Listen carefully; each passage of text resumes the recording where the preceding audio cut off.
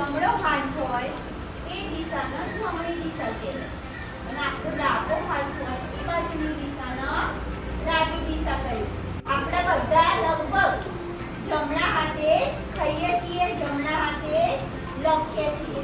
અમુક જ છોકરા એવા હોય તો જે ડાબા હાથે લખતા હોય ડાબા હાથે ખાતા હોય, પણ લગભગ તો બધાને આપણે શું કરવું જોઈએ? જમણા હાથે જ ખાવું જોઈએ અને જમણા હાથે જ લખવું જોઈએ। તો ચાલો બધા પોતપોતાનો જમણો હાથ બતાવજો।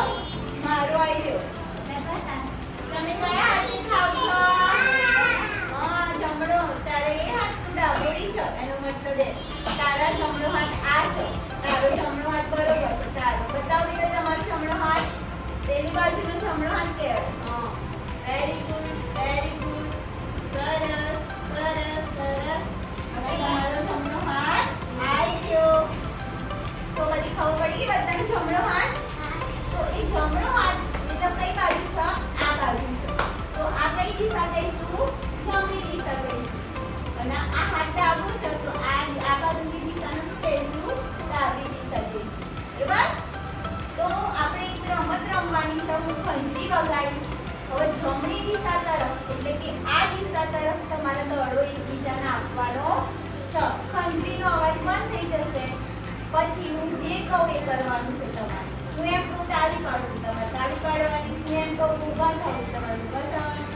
હું એમ કહું માથે હાથ મૂકું, તમારે માથે હાથ મૂકવાનું।